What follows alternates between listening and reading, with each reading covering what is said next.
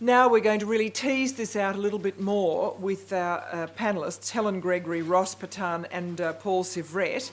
They're all going to be invited to speak for 7 minutes, and I will give them all a minute to go because I think it'd be wonderful to hear from them, and then to invite you all to respond, because this is very much about really kicking people into the thoughts that they may not have had before. Obviously there's quite a lot of activity around, but people hadn't synthesised it, almost given themselves a context for what they were doing, which is what I think is so clever about the ideas behind this symposium. But I wonder if you could first welcome our first panellist, Helen Gregory. Helen probably is known to many of you. She's an experienced historian and heritage consultant who specialises in researching and writing about Queensland and Brisbane history, and I invite her to consider how can we make this a far more creative field, both for business and the wider community. So Helen, welcome to the podium.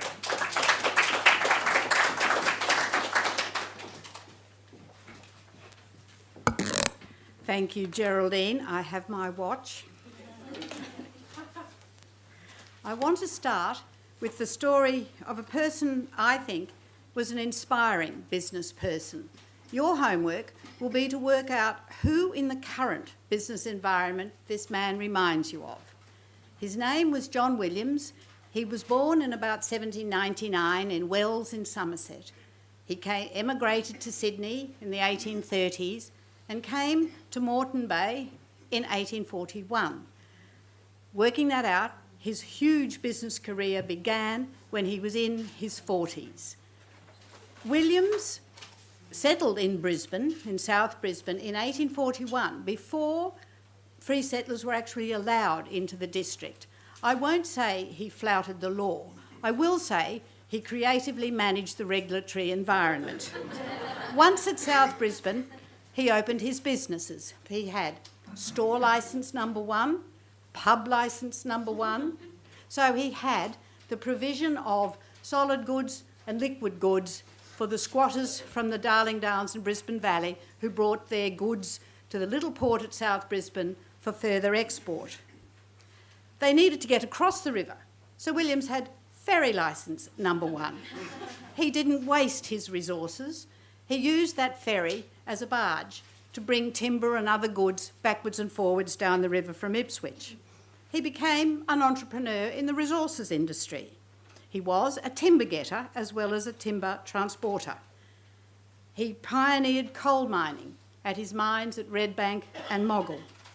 He was also, dare I say it, a developer who speculated in land, opened a stonemasonry business and supplied the goods for building in stone to others. Williams was a risk taker who grasped opportunities as they came along. The elements of this story are recognisable in the histories of many succeeding businesses. His businesses were affected by several key Queensland characteristics. Geography, particularly remoteness.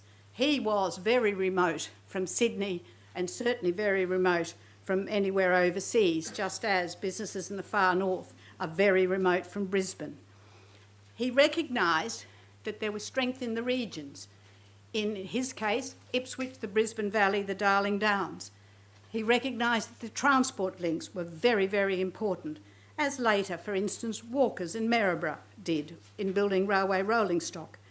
He recognised the need for transport and communications, the long coastline, and in later eras, shipping firms and mercantile firms like Burns Philp. Queensland was a place of rich resources, from Williams coal to pearls in the Torres Strait to tin at Stanthorpe, and so we go on. He also was a creature of the Queensland culture, which I believe is very much a mend and make do kind of culture. There was never the big formation of capital that the other colonies could benefit from, and so being innovative, grasping opportunities, being adaptable became extremely important, because Williams weathered 2 depressions in his business career and still emerged solvent at the end of it. He was an urban entrepreneur, as has happened this morning in the earlier session. we heard a lot about the romanticism of bush culture.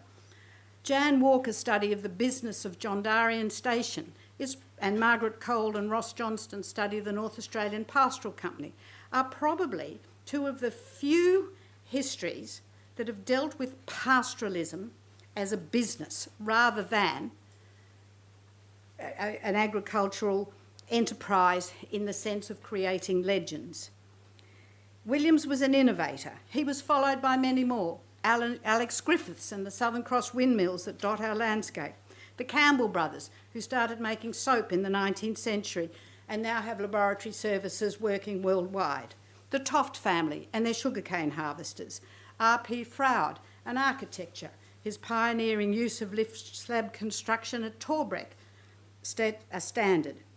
Williams recognised opportunity, as in our modern day, did the De Bella family and coffee, as did, in an earlier era, Hornibrook, who recognised, as well as opportunities in construction, that people who lived at Redcliffe needed to come to Brisbane. So there was the Hornibrook Highway, and he had a bus company. There are other innovators. What about fashion? What about Sass and Bide and Easton Pearson, known worldwide, like Paula Stafford and her bikinis? Williams was resilient.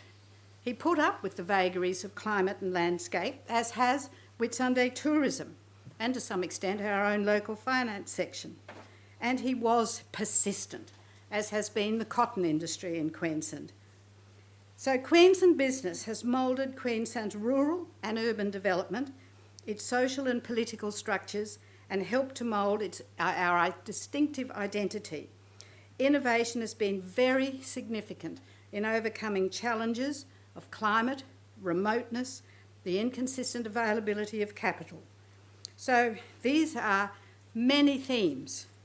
There are many individual businesses, and many of the records exist right here. I think following Geoffrey Bolton, Malcolm Thomas, Geoffrey Blaney, Maurice French, and Ross Johnston, we really need to get at it. Sometimes in writing corporate history, there's this nervousness that an interpretation might be wrong. The statistics might be a little bit off. I think we've got to get over that. I think we've all had the experience of disagreement. That's a very good thing because, as Geoffrey said, that makes someone else sink another shaft into the load, and we should encourage that. So maybe it's time, as James Thurber would have said, not to worry about getting it right, get it written.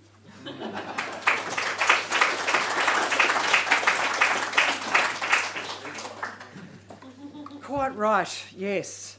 As I always say to sometimes I'm invited to speak to young students and saying that in the old days of media, you had to be, it was better to be, it was worse to be first and wrong than second and right.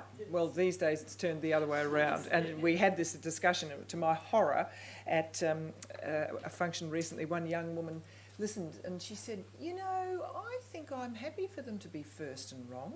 I said, are you really? She said, well, I accepted the tweets and the things. She said, I just think that's the first draft. I don't expect it necessarily to be right, which sort of absolutely devastated me, I have to say, because it's sort of underpinning of all my, my journalist things. You get there and you're accurate, and if you're second, it doesn't matter, but I take your point. Now, our second presentation comes from Ross Patane, I hope that's the correct pronunciation, Managing Principal with Crowe Horvath. Ross became a partner of the firm in 2000 and is now a member of Crowe Horvath, I think it is, Global Corporate Advisors. My pronunciation probably desperately needs to be taken into account, but Ross, I'll be very keen to hear how you approach this subject as a member of the business community.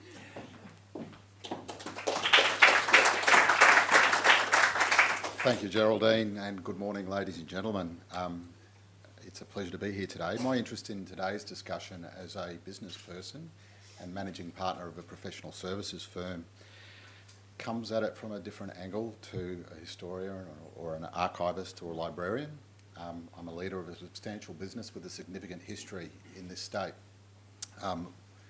We haven't always been known as Crowe Horvath. You got it absolutely correct, Geraldine. Crowe Horvath is an American brand, but the foundations of our firm were established in 1888. 125 years ago this year. So we definitely have something to crow about, if you'll pardon the pun. So when I answer the question, why does history matter, my answer, as you would expect from a businessman, is because I reckon there's a buck in it for us.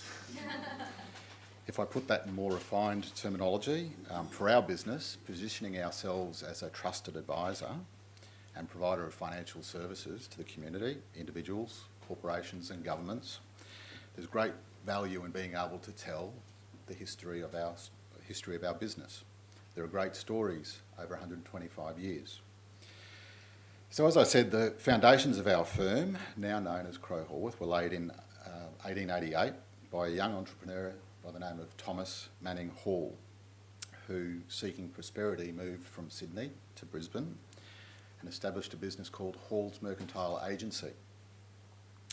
Hall's Mercantile Agency was essentially a debt collector. It negotiated bills of exchange, collected debts, published a credit report that was distributed across the state, and eventually evolved into providing accounting, tax and advisory services, including the provision of auditing services. Auditing being one of those services which are, I guess, trust is an essential element of, as is integrity. Like many of today's big names in the professional services arena, our firm has evolved through merger and acquisition. And regrettably, the names of the sideboards have changed prolifically in our industry. However, we proudly and rightly claim to be the oldest accounting firm on a continuing business basis in operation for 125 years in Queensland. The history of our business is recorded in a manuscript which needs to be updated for the last 10 years. We've got 115 years done. We've got another 10 years to write. And that's called By All Accounts, and it's described as a history of service to the Queensland community. We published that first book under our former name, which I'll mention just once. We were called Hall Chadwick. We're not called that anymore. There is another firm in Brisbane that trades as Hall Chadwick, because what happened in the commerce that was conducted, we licensed our brand across Australia, and eventually, as a business, we made a choice that it was better for our clients and us as practitioners to grow and leave that name behind and join a large international group. It's not an uncommon decision faced by many businesses when they're looking to grow and expand their horizons.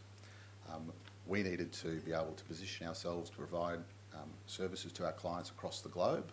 We also needed to be able to position ourselves to attract people that were looking for global careers. Hence the decision to give up a name that carried with it 115 years of history back then, to be part of something bigger. However, our claim is the business is actually the same business. I think our companies, our corporate structure continue from way back. The faces have changed. As with partnerships, faces come and go, and the legacy continues.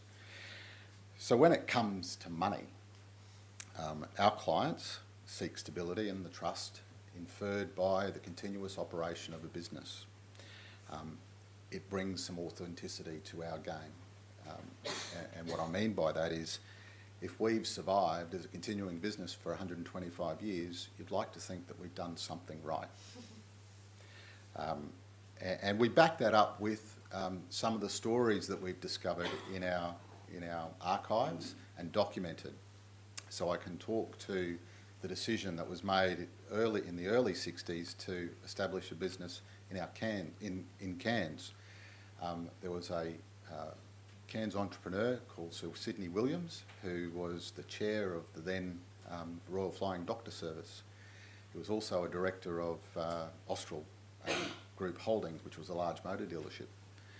It was Sir Sidney's insistence that we should have a branch office in Cairns, because that's where he was based, and that's where the Royal Flying Doctor Service was based. And if we didn't, then we'd lose those audits. So you can see how decisions really imposed on us by our clients who demand our service can affect how we've grown this firm. We're now represented in 100 locations as Crowhorse across Australia and New Zealand, and part of a global network of 185 firms that traverse the globe. We can service our clients pretty well much anywhere. So from a small sole practitioner who collected debts in 1888, we've now grown to be part of something that spans the globe. So I'm looking forward to hearing your questions and comments about our story. Thank you.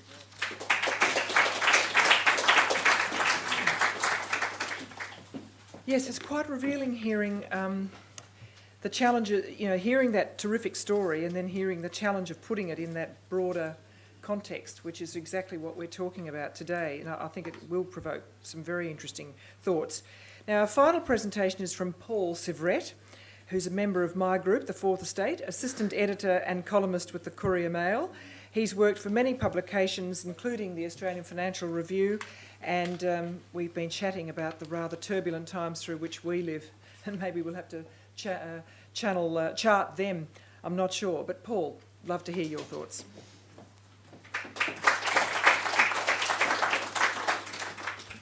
Thanks, Geraldine. Pleasure to be here. We're actually talking earlier about the incredible store of knowledge that people like Margaret and Geoffrey represent, and I think Geraldine made the remark that you're almost jealous that you're not such in our trade, you're not such a receptacle for that knowledge. You're more almost a colander, sort of trying to filter it on the way through. But I actually started out in finance journalism because I was of reading business history. My father was in the mining industry, and when I was a teenager, he lent me a book by a journalist who many of you would probably know, now retired, Travis Sykes. He'd written The Money Miners about the Poseidon boom, and I just thought this was the most it read to me like a thriller. I thought it was a fascinating piece of corporate history with all the rogues and scoundrels and the corporate daring-do, and that's sort of been my path ever since. In fact, when I've edited business sections, most recently at the Courier, you'd often get a cadet assigned, and they'd be viewing it as some sort of purgatory to be endured for a few months before they moved to something more interesting like chasing ambulances or politics or sport or whatever. And I'd try and instill in them the fact that actually, look, the business end of things, this is where all the sex and violence happens. This is money, this is power, it's internecine politics, it's the struggle of capital, it might be capital and labour, it might be capital v capital, and it's the struggle of sometimes titanic egos. And it affects all, as we read constantly, whether it's global financial crises or storm financial, it does actually affect your mum and dad hip pockets. It's possibly the most important and most exciting part of the newspaper to be in. In that respect, I don't actually believe that you can segregate or separate business history from economic history. I think one is almost a component of the other. Perhaps I'm a great sort of student of an economist called Hyman Minsky. Many of you might be aware of his sort of theories of cycles and instability. He wrote a very famous paper called the Financial Instability Hypothesis, which basically goes to the roots of human nature and the fact that booms and busts are inevitable. Because if there's one thing that doesn't change through history, it's human greed, human hubris, and sometimes sheer pig ignorance and stupidity. So in that respect, I view business and business history as being components of a much wider economic macro, in that your wider economic environment is really a product of what your smaller business units are doing. In that context, and in the context of Minsky's cycles, I think and having been through a few myself, I think one of the truisms and the importance of history is in business is that you realise that these things just repeat themselves, and if there's one surefire sign that you're getting towards the top of a cycle, that there's a really significant correction coming, it's when the pundits start telling you that, look, this time it's different. House prices are not overvalued. Gold is fair at $1,800 an ounce, whatever the case might be. Or I think it was Ben Bernanke in 2006 who told us all about the Great Moderation, and we all know what happened after that. So, look, on that note, I'll leave it and I look forward to the discussion. Thank you.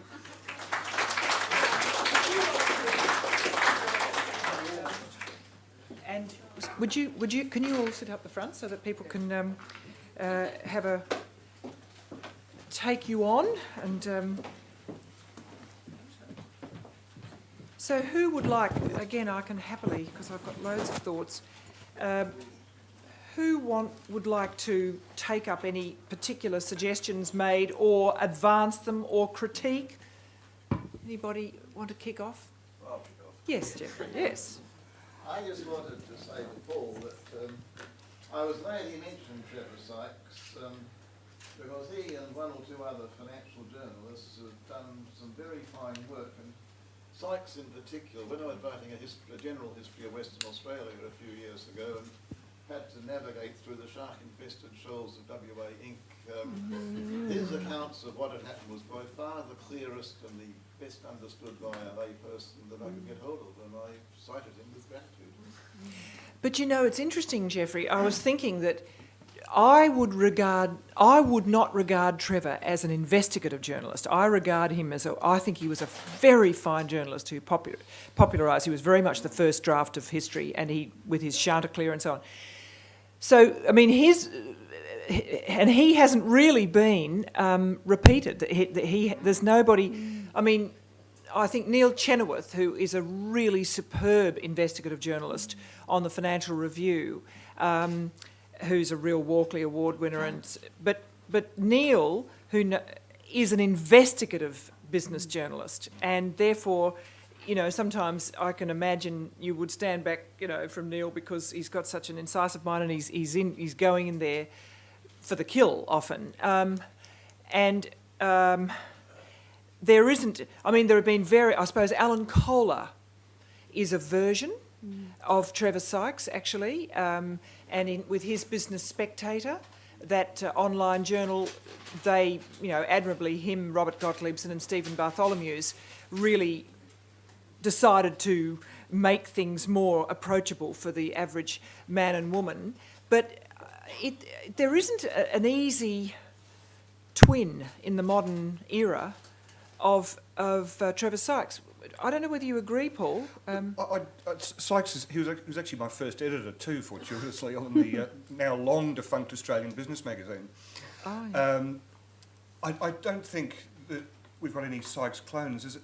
But I think, as we touched on earlier, Geraldine, there seems to be a tendency in recent years that a lot of the business history, or certainly the business history I've been consuming, tends to be almost of the post-mortem variety. It's after a big collapse, so we get the autopsies of everything from Quintex to Ariadne to Bond Corporation or Adelaide Steamship. It's very much, you know, picking over over a spectacular calamity, whether that's because it actually sells copies of the book or it's easy to write, I'm not sure, but there's very few in the mould of Sykes who actually chronicle history rather than a very analytical and very detailed approach to it that might be taken by a Chenoweth or Andrew Mayne, as he did with his HIH book.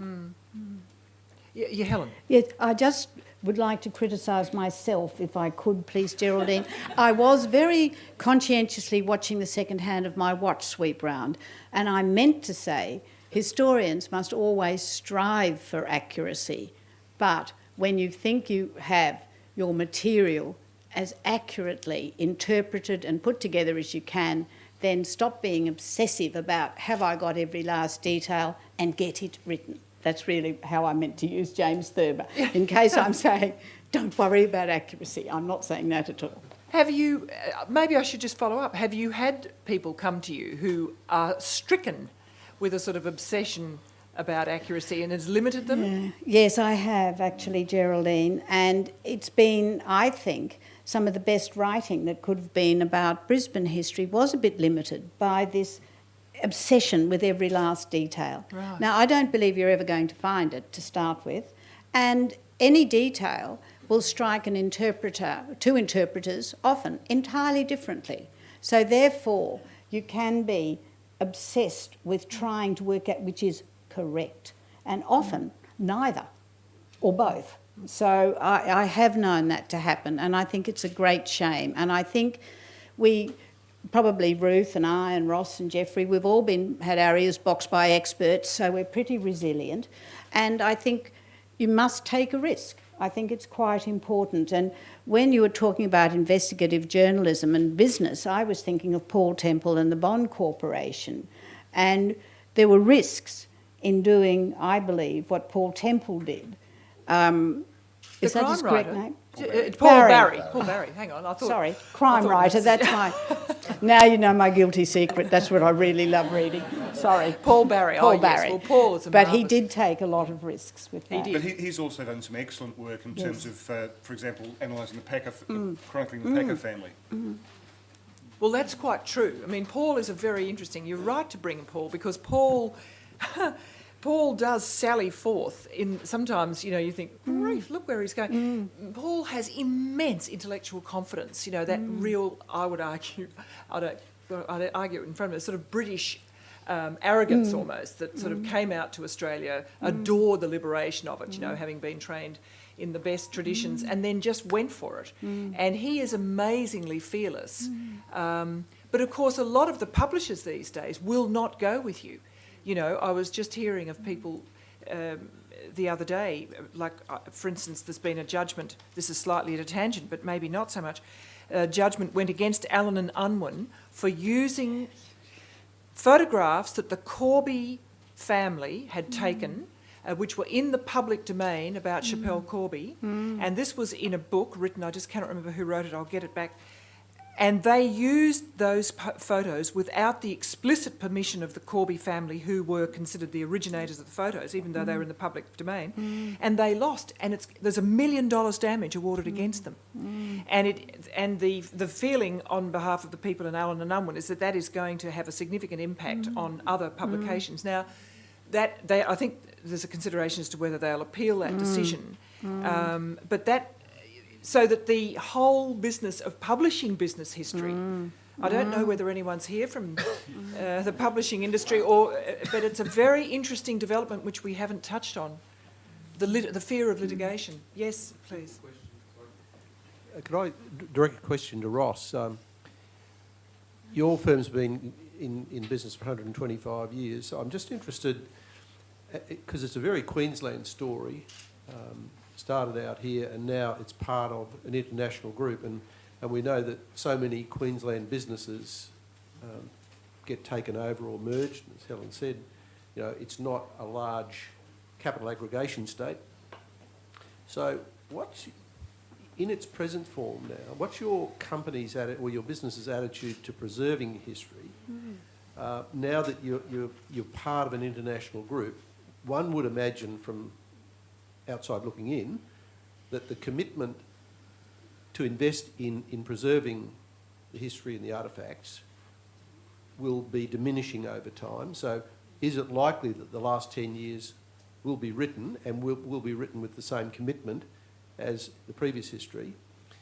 And secondly, on a different tack, how are you going to preserve your digital records, given that there's a transmission from paper-based records and artefacts to digital? So if you could answer those two questions, I'd be really interested, because when we go out capturing the stories for the Queensland Business Leaders Hall of Fame, we sometimes find that people have got very little. They've been around for 50, 80, 100 years and they've got very little. And in one case, we had a very distinguished Queensland entrepreneur who struggled to give us 3 photographs. Thanks for the question, Peter. The 2 questions. The first thing I'd like to say is it's good to be in a lecture hall 25 years after I was taught by you, being asked a question by you, because it was usually round the other way. No wonder you're the CEO. I'm one of Peter's proteges, obviously. I guess, Peter, the commitment to maintaining our business history is one that I've taken personally. I joined the firm 27 years ago when the story of the firm actually captured my imagination, and this is personal circumstances surrounding, the son of a migrant family to Brisbane, and what did I need to do to become part of the fabric of society here. A chartered accounting firm in Queen Street, to a wide-eyed son of a Sicilian concreter, had a lot of appeal, because I figured that if I made it in that environment, we were established and we were part of the fabric of this city. So it was one of the reasons I joined. It's one of the reasons that I stayed with the firm, and I guess maintaining the romance and imagination of 125 years of legacy is something that's important to me. If I can convince some of my Generation Y and Z proteges that it should be important to them, then I think two things will happen. We'll have a better business, because we'll actually have people who care about the business and care about their clients. And client care is something that's very important in our field. I said it was about the buck, but we won't make a buck unless we care about our clients.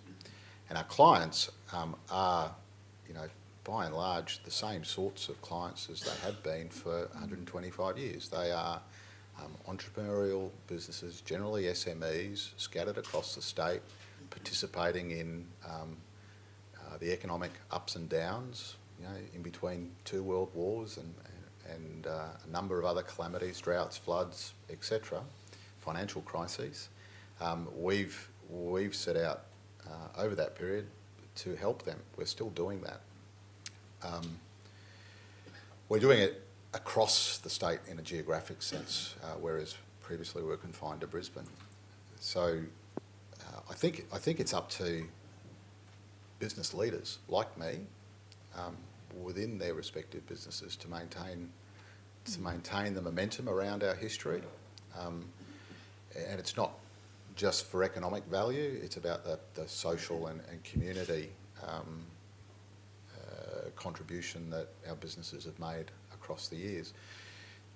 As to maintaining the history digitally, look, I can't imagine what it would be like in 5 or 10 years' time. What do we do? Donate a file server to an archivist and say, there's all the email transmissions and photographs, images, website postings, blogs, etc., that have been catalogued over that period of time. It's hard for me in the here and now, when things have changed so much, even in my career, to imagine what that might look like in 5 or 10 years. But I actually think it might be better preserved by the stories that are told in and around the boardroom table and forums like this, where the imagination is captured, I guess the poignancy of what we do in our daily lives and how the impact that has on our clients and the community at large. That medium, the old style storytelling, might actually have a better chance of preserving our history than the digital media, with the volume of media that arises. That's my off-the-cuff view. Thank you. Yes, please. Just got a follow-up, sorry. I'm an iPad generation. So I've looked up Crow Haworth, Brisbane and WHK, and I even hit the tab that says WHK history, and there's none of your history, none of the 125-year, none of that story is there. Yeah. And I wonder, is that coming, or is that something that you... It's a work in progress. Oh, good. Glad to hear it. Because I thought, this will be a leader, I'll see what he's done. No, it's a work in progress, and I guess our firm's going through a rebrand, both at WHK is coming across to become Crow Haworth across the Australia and New Zealand environment. The tricky thing about the website management process is we have great firms across the country that each have their own story to tell. So while the firm in Queensland, while our firm probably has the longest history and ostensibly the best story, or the one that captures the most imagination, given it's the oldest. Equally, our firm in Albury has a similar history to ours in terms of its length of service to its clients and the community. And the plan is to have each of the firms that are represented within our group tell their story, how they would like to tell it via that webpage. So it's coming, it's just not here yet. Could I ask you a question, Ross? This whole issue of local businesses becoming part of very large global enterprises is very interesting to me. And bearing in mind that the culture in America is much more respectful of the histories of things, did your mother firm make great efforts when the Australian small businesses dotted around the country came under their umbrella to educate you all in their history, how they started, how they developed? There is a package of materials that talk about the two firms. One was Horwath and one was Crowe. Horwath was a firm that specialised in the hospitality sector.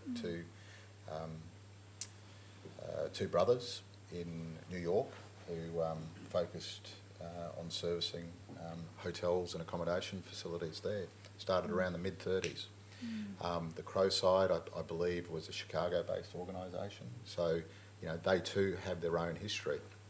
We've been told about it, we haven't been sold it, and it's not a message that we bring to our local communities other than to say we've been around a long time in our local community, but equally our mother brand has a story of its own to tell in its community, and I think you'll find that in the 185 jurisdictions that we're represented, that there's a story to be told by each of those firms. Whether you can access that story, I'm not sure.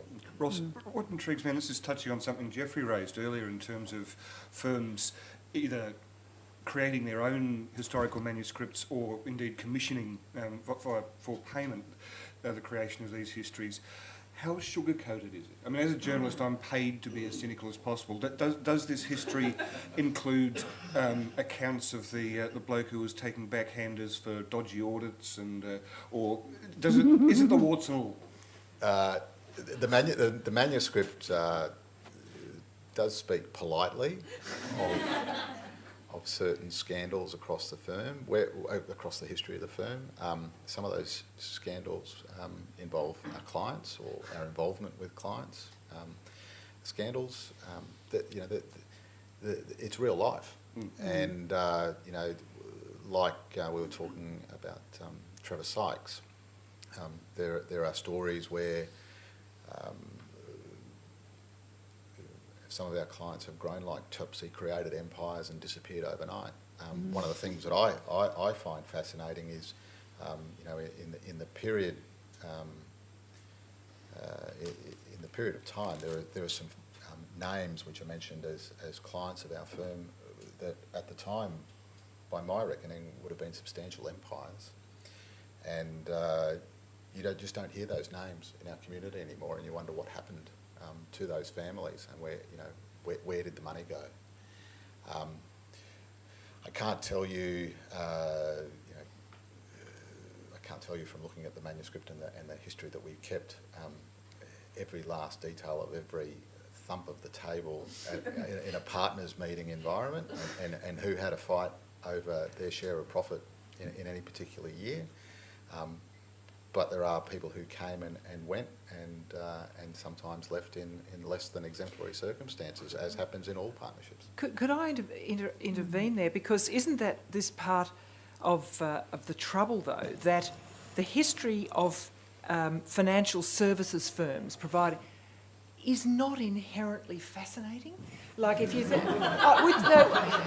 I'm sorry, but I mean, if you think of like the men who made America, I was thinking of the two, the big Men Who Made America was that TV series, or The Industrial Wonders of the World, which were those fabulous, hugely expensive series about really manufacturing and hands-on things that you could show.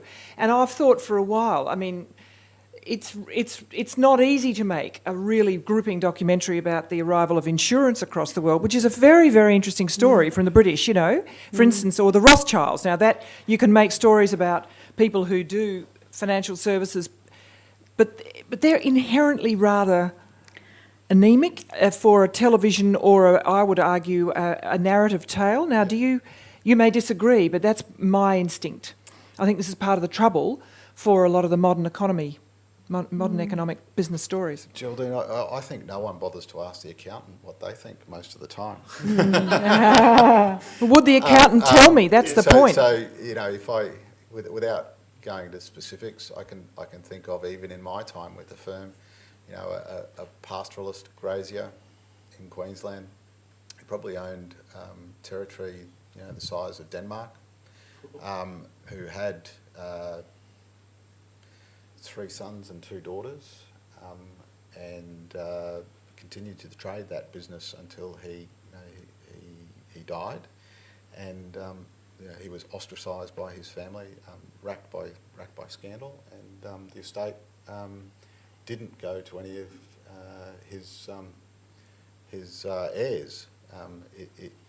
But you see, he's interesting, but the interesting. accountant telling me the story may not be. Do you see my problem? And accountants aren't storytellers. We crunch numbers necessarily. We can record history financially, and that's an interesting story in itself if you understand the numbers and where the money goes. I think. I think it's just one facet of understanding what went on in the time before us.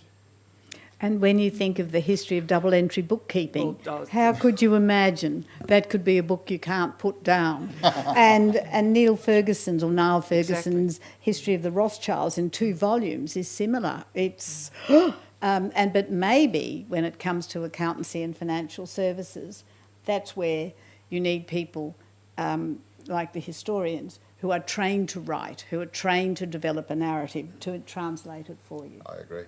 But with respect, I will.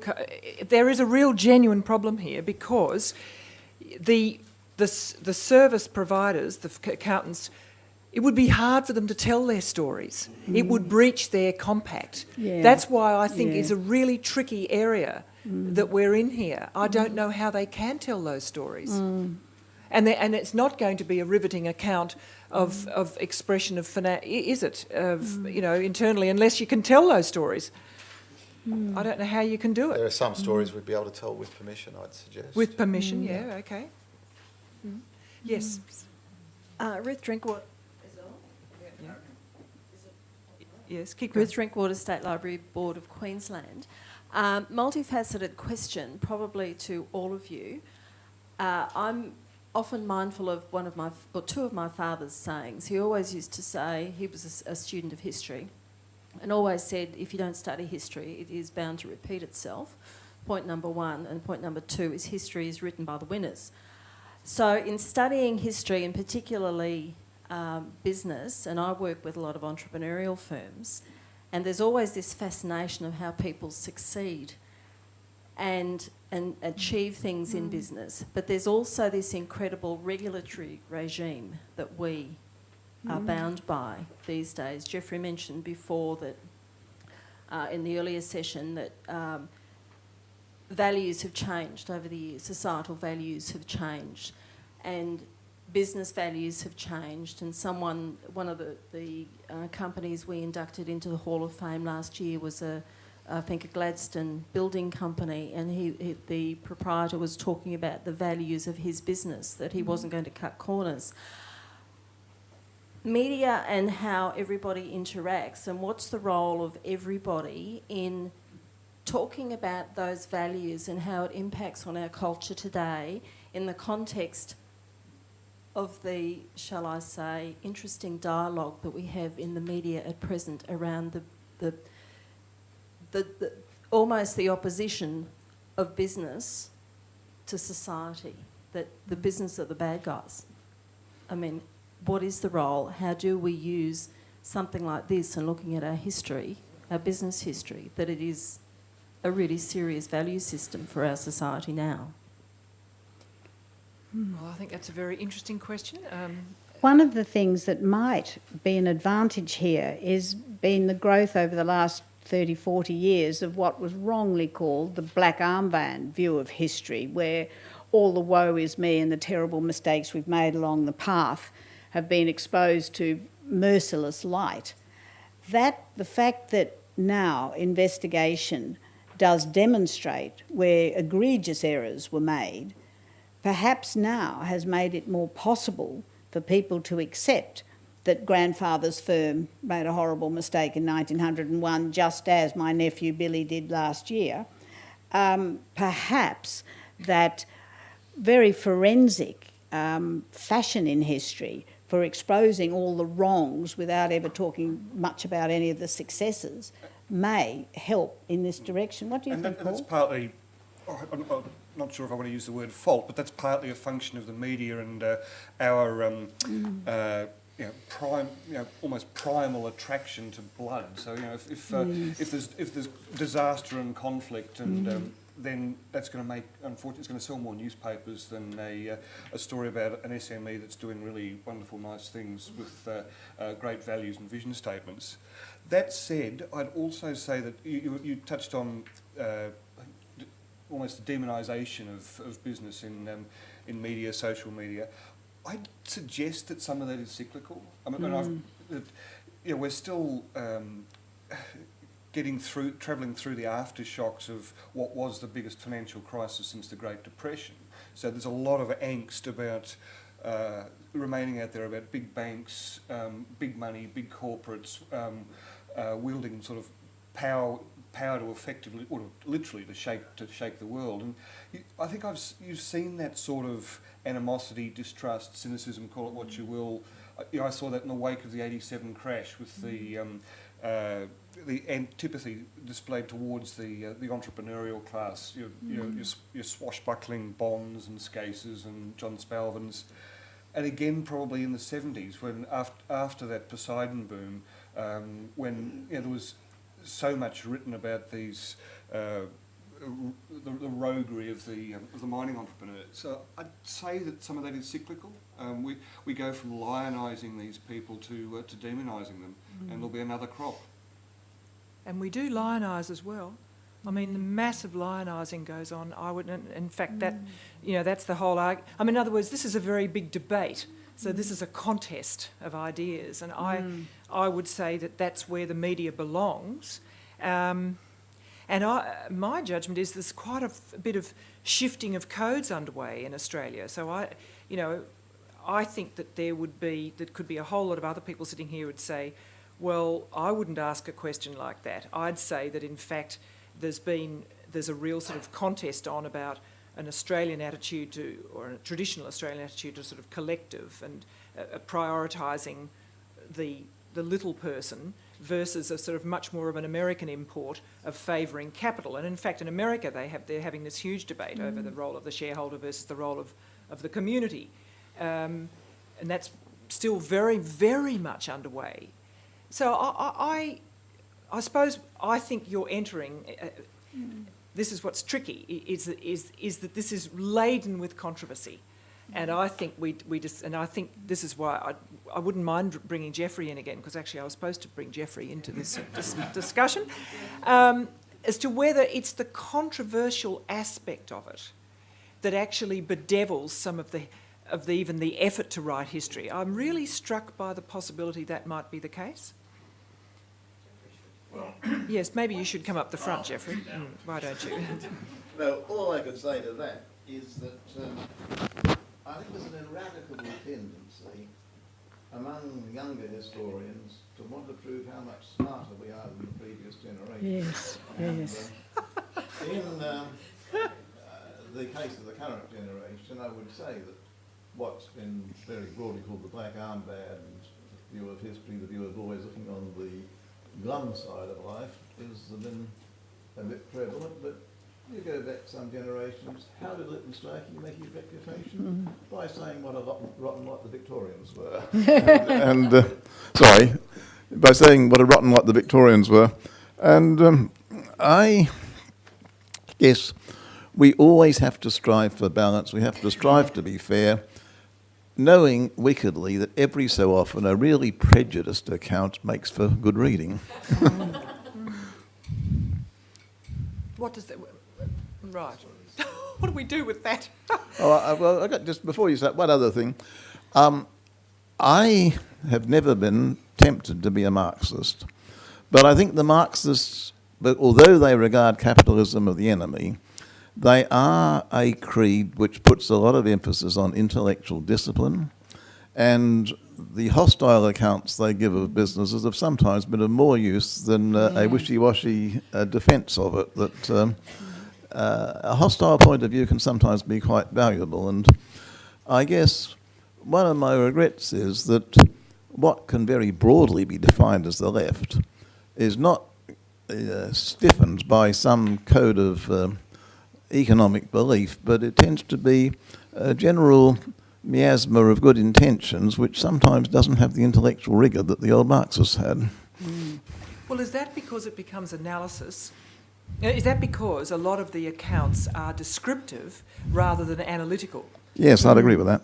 I think that is a really, I think it's a real issue, and I see this in journalism. I say, don't just give me a description. I want analysis, please. It's the analysis that's interesting.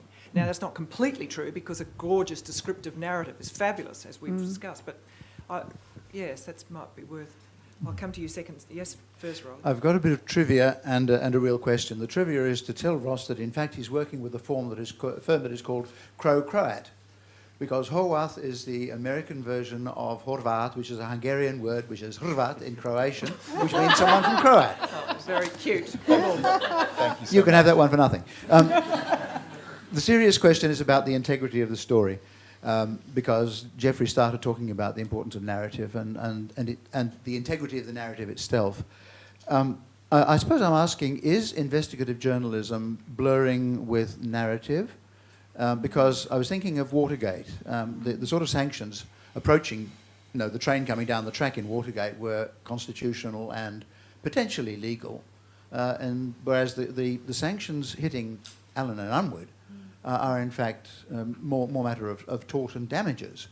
And how can we ensure that the stories that get out there are in fact going to stand on their own merits?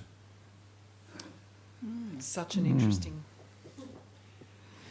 Because there are 4 books coming out on Fairfax, 4. Colleen Ryan's came out this week, and there are 3 others, and they will be full of so-and-so ate oysters, followed by beef Wellington, followed by this. This will be all perceived to be part of the narrative, but it's all actually designed to display how the follies of Fairfax. I think that is a very interesting question, that collapsing between narrative and investigative. I don't know, Paul, whether you want to take that up. I think that's really interesting.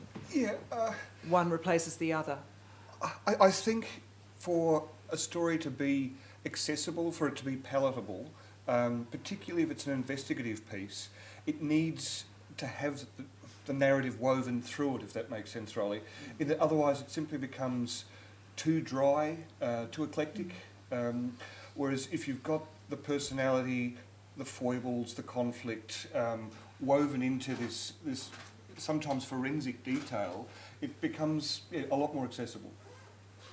One of the questions I'd like to ask about Fairfax is how it was that a dynasty, an organisation held together for 150 years by a strong family dynamic, once that dynamic implodes with young Warwick playing the fool in the 1980s, then the analysis has to be what tried to take its place over the subsequent 25 years and why wasn't it more successful?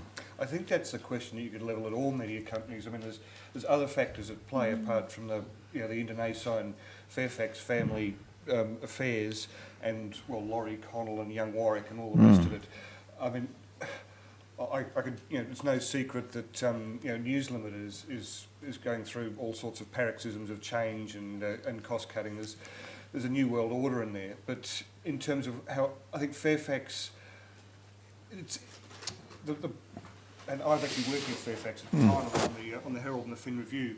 It lost the glue that was holding it together. It lost to some extent its corporate culture. I think the editorial culture survived, but the corporate culture at Fairfax had been the Fairfax family. I mean, I wouldn't like to hazard a crystal ball gaze into what will happen with News Corporation once our chairman decides to pass away. No.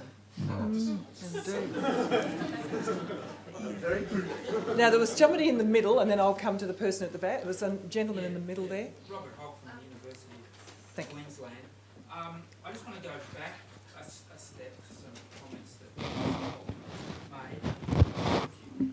I just think perhaps we should be careful not to create a false dichotomy between business history and other sorts of histories which are prevalent now, social and cultural histories, which might be investigating variables such as race and gender, because they are variables which pervade all aspects of society and culture, including business. And a business history written today that neglected issues of gender or race or ethnicity as it might be would not be as good a history as it might be, and would probably, in the academy at least, be regarded to be missing a couple of chapters or two. Would it? Do you think it would be regarded as neglect, as really wanting? I'm asking the question. Do you think it would be in the academy regarded as? Do you? It would simply. I mean, to write a history of business about considering the role of gender in that business, and I don't just mean didn't it employ women or not. I think that studies of gender and race have only enriched our understanding of whatever aspect of society and culture you might be investigating, and a business history that didn't take these things into account would be deficient. That is Yeah, interesting. I wouldn't deny any of that. What I would also go on to say is that there are some big gaps which someone has to plug. I'm thinking particularly of between about the First World War, when lady typists were fully accepted into offices, excepting CSR, and between about, I suppose, 1980s, when computerisation started to come in, one of the pivot figures in practically every business, every university department, everything I've been involved in, is the long-term secretary or personal assistant, the person who gets married to the job possibly, and stays with the firm for her whole career until retirement. Now, not only are they, as I suggested, an untapped source of wisdom and information, but also that pivotal role. I mean, Ross and Helen and others will know Nora, who was the very good secretary of the history department at the University of Queensland. More than once, I would be perhaps a little vexed by a letter I had received, and I would dictate a reply to it. And the next morning she would say, look, I haven't sent this one off. I thought you might like to have another look at it. And I always did. And now, of course, you bash it out on the word processor, it's gone to the world, it cannot be recalled. Well, that's trivial, but I do think that there are key roles in the structure of business which are still far too largely unknown territory. What would you think, Helen? Yes, I think that's right. And I also think, remembering back in my early days, my research career, when you go into a private business or often a government department and you're after the records that aren't in the public archives, who do you ask? You can ask the managing director, who will say expansively, ask anybody in the firm, that's not much help. Ask one of the personal assistants, or you'd have to go through finance or HR. And so you then ask, who puts stuff away? Who's the storeman and packer? And it's often at those levels that you really get the absolute guts of your exploration. So it's a multi-layered thing, I think, that who is key. And I agree. I would say, as well as issues of race or gender, whether a company discriminated against people on grounds of race, ethnicity or whatever, is one element. But the other one would be, as Geoffrey pointed out, the respect organisations might have given to the long-term key person. Now, often that was not rewarded in the financial sense, and that's where some of the issues of gender do come in. But as far as respect of the organisation's concerned, quite frequently you will talk to people and they'll talk about Mrs. Sims or whomever who was here for 35 years. Oh, yes, I do remember him. Yes, he was in charge 5 years. I think it was in the 70s. And often they're the people that corporate memory circulates around because everybody knows they're the gatekeeper to the boss to start with. And so those are the elements that I think need to be picked up. And something Geoffrey said this morning about the pie shop opposite the factory. What the factory has contributed, or the business, to a local economy is something that the school of interpretation that decries anything business does often very badly overlooks. And so I think it is a multi-layered thing, and I agree with you. I think unless some of those elements are explored in a business history, it is missing a couple of chapters. It's also missing a couple of chapters if what its reach into the community actually was. Now, for instance, just last week, when we all heard about the Ford Motor Company in Geelong and then the Target issue, people weren't really talking about Ford motor cars. Anyone from the mayor of Geelong to people outside the factory gates were talking about what this would mean for the community. And that's an aspect that is often missing in a lot of our business and economic writing, whether it's history or journalism. Can I just add to that briefly? I mean, in terms of this multi-layered thing, I agree with both points here, in that it should, to make this sort of history accessible, it has to perhaps even go deeper than that, and recognise the fact that the history of a business is not a history of a boardroom or of corporate battles or of trademarks or that. It is actually a history of all those people from the mailboy up who constitute that business. So I think I'd view the long-term personal assistant to Kerry Packer, for example, not so much as a potential source of information, but part of the story herself, because she was an integral part of that business. And I think too often there's a tendency with business history to approach it from that very dry historical perspective of kings, queens and generals rather than a more social social historian approach. I'm going to sort of stray here by mentioning a book which is fictionalised history, but please forgive me, but it's written by the former Treasurer of Queensland, Keith de Lacy, called Blood and the Wattle, which is a fictionalised account of the miners' strike in the Isa in the 60s and Mackie and so forth. And as a work of fictional history, it was wonderful because it wasn't told from the perspective of management, it wasn't told from the perspective of the union bosses, it was those men and women on the ground. And I think that's what really makes history live and breathe, is actually telling the stories of the small cogs in the wheel, not just the big kahunas. Now, gentleman up the back, right up the back, who's been waiting for a Hello, while. Simon Farley from the John Oxley Library. It's really good that you mentioned the Mount Isa mine strike. I just wanted to make a statement about the importance of the archive as opposed to the published account. About 10 years ago, we received Geoffrey Blaney's file notes for the writing of his book Mines and the Spinifex about Mount Isa mines.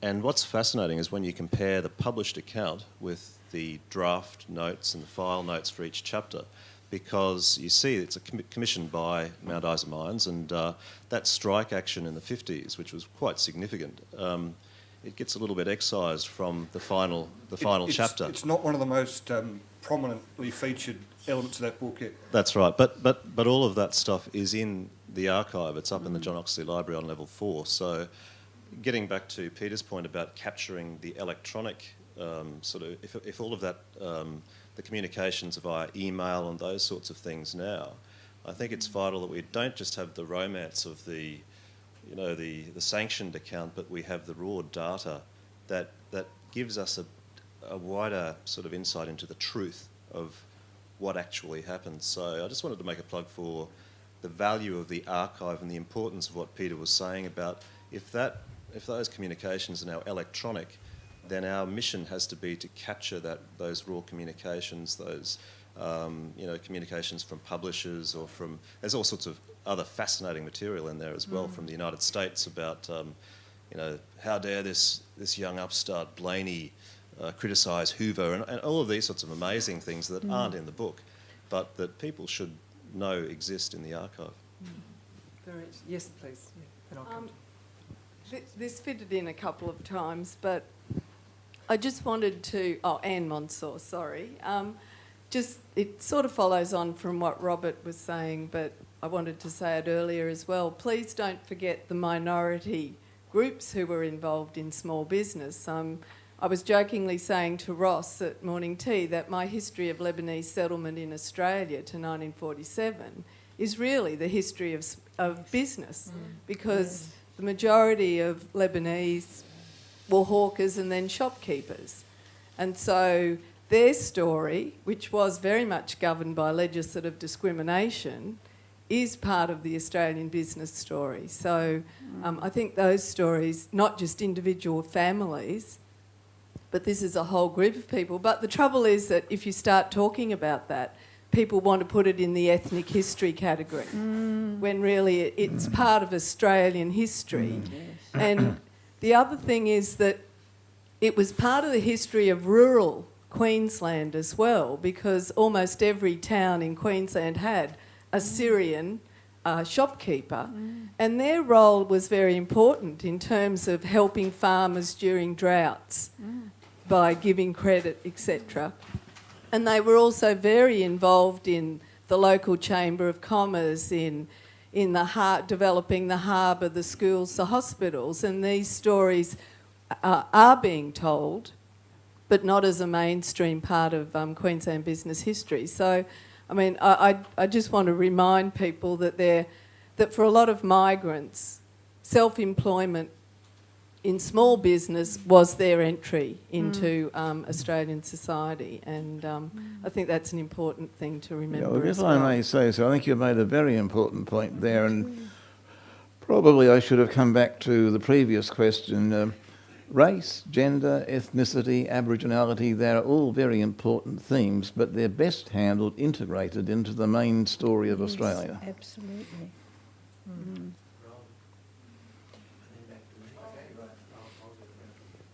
I got a quick comment and a question really for Louise. The comment is that the Library of Congress is capturing all the tweets. Nobody else has the capacity to do it. They're grabbing the lot. They regard this as a piece of social history, and someone's got to do it, and if they don't do it, no one else will. That's a phenomenal undertaking, but it's all going to be there. I was very, very perturbed by your comments about Allen and Unwin and the damages case, and I wanted to ask Louise, once stuff is deposited in the library, is it going to be immune from that kind of legal action? Because we have an archive of all sorts of stuff from businesses who've deposited their papers with us. Could we potentially be a channel for litigation? Well, they've given you permission. If they're the originators, that's what it all turned on, I gather, that if the originator has given permission, all is well. And I would have thought if they've deposited their papers, they by definition have given you permission. It was the fact that it had been in the public realm that they thought they were right. Yes. That's on. Oh, thank you. Louise from State Library. So I think, as Geraldine's saying, we can hold collection records. It doesn't mean we own the copyright, and the copyright, if someone wants to reuse them or publish them, have to go through those mechanisms. Often donors give us approval and licenses to reproduce, but not always. So the more contemporary the material, the more difficult the issues are. And certainly with the Phil Dickey papers that we got recently, we've got no right to reproduce those. We've got the right to provide access to them. He imposed that, did he? Well, yes, that's his requirement, so as the donor. So, but my question probably more broadly, and I think it is interesting in Queensland that we really are interested in probably parochially, is it parochial, isn't it, about, the Queensland difference, the Queensland story, the Queensland, being Maroons. It's sort of part of the way that we do business. And I just am interested in, and I think Helen probably got closest to it when she said mend and make do, the culture of Queensland. and just even today, the smallness of the scene that Ross was taught by Peter, who was taught, is there something distinctive about business in Queensland, or is that a myth? Is that one of our myths that we need to bust, that actually we're not that different? And is it more local? So I suppose I'm just interested in, is that flavour in the boardroom as well as in our business stories? I'll weigh in very briefly, but we were touching on this morning in terms of the historically the lack of a huge established pool of capital here, which certainly in my time as a business journalist, I've seen this manifest itself in a propensity for risk taking, for leverage. You don't have these big established, deep-rooted establishment firms with access to massive amounts of equity. So there's a lot more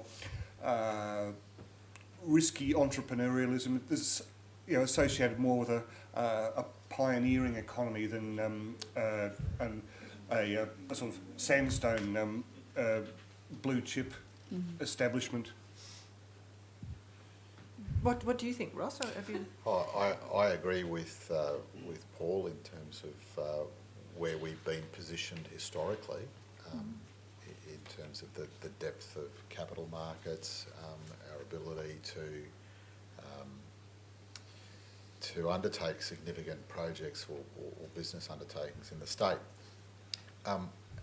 However, and I think I've had this discussion with Ruth at some other activities that we're involved in with the Brisbane Business Angels, it lends, that phenomenon lends itself to making business fitter, faster, stronger in Queensland, I think.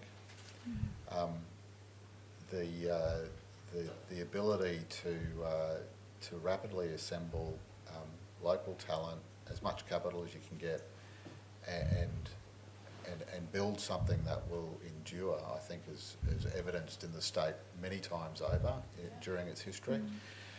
Will that continue? I think with globalisation and the portability of capital and the digital age being able to really move across borders and boundaries quickly, both talent and capital, we're probably going to lose, I think, potentially some of that parochialism where I can collaborate with an entrepreneur in Alaska and we can get a business and idea up and running, and it won't matter whether it's actually a business in Spain that we're controlling from our desktops in Brisbane and Alaska.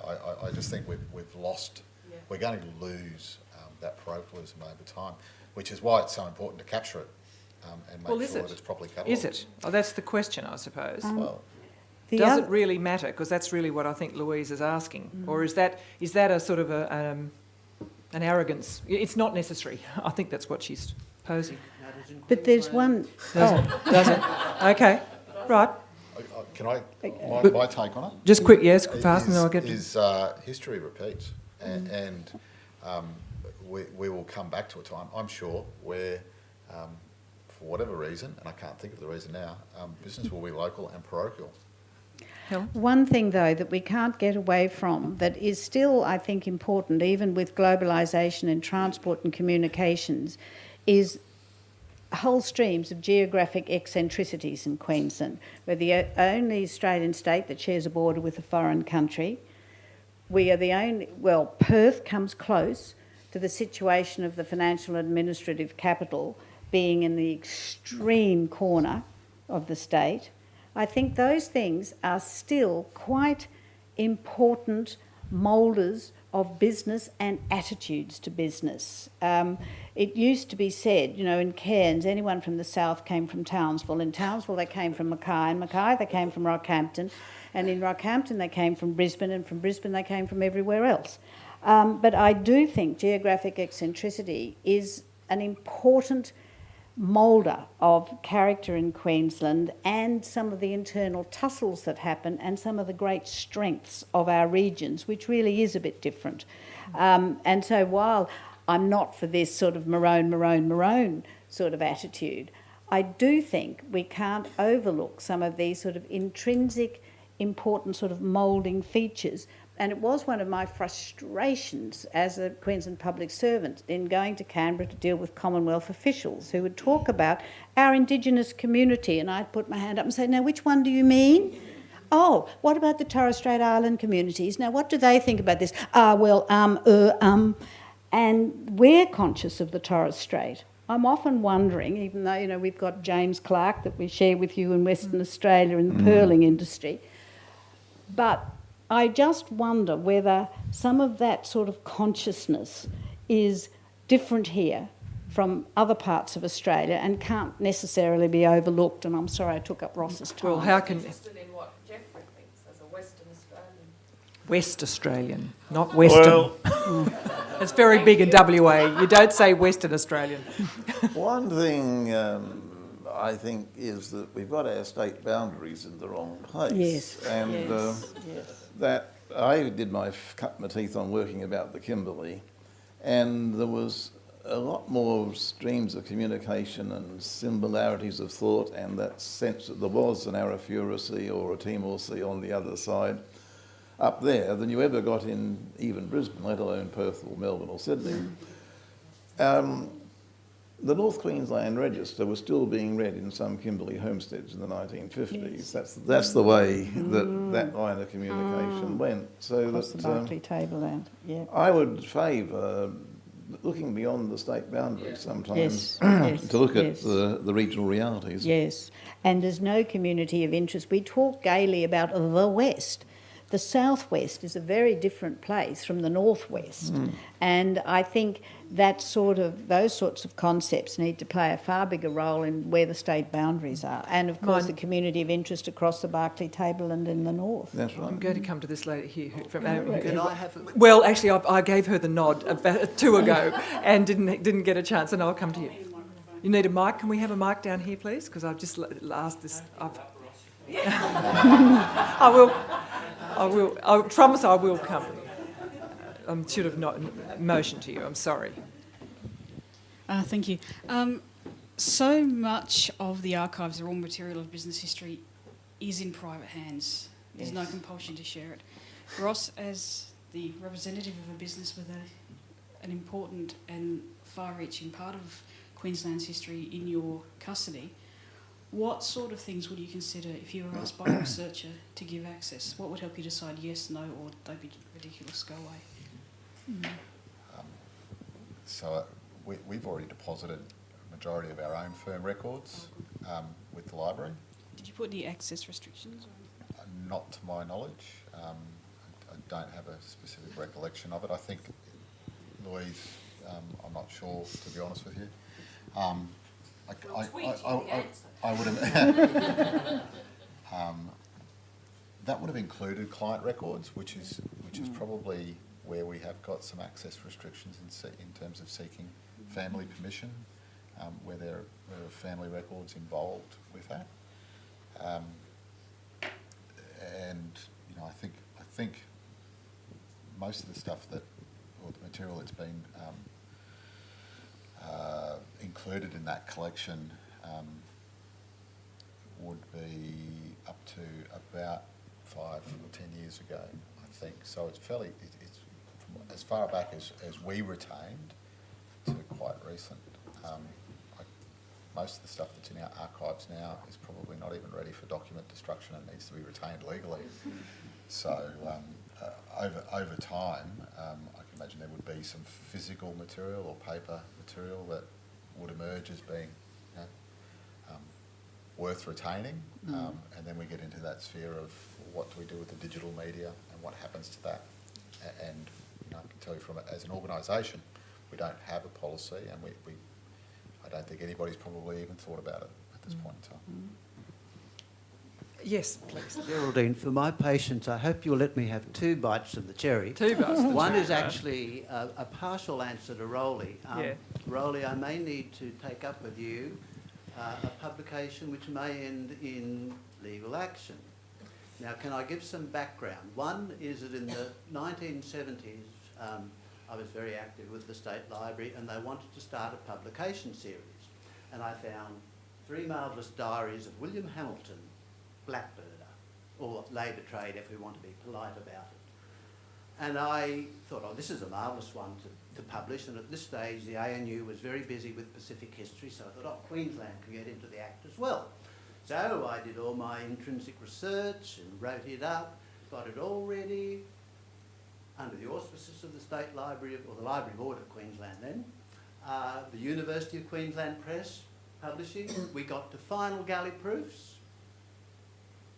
And that rotten friend of yours, Bill Peach, had done a documentary on blackbirding, which was only the very negative side. I'm sorry to call rotten friend. No, that's all right. I can cope. Yes. Yes. I'm not being aggressive. So he trumped you. He got in first. Is that what you're saying? Well, he published this. Well, he did a documentary on blackbirding and all the evil sides of it.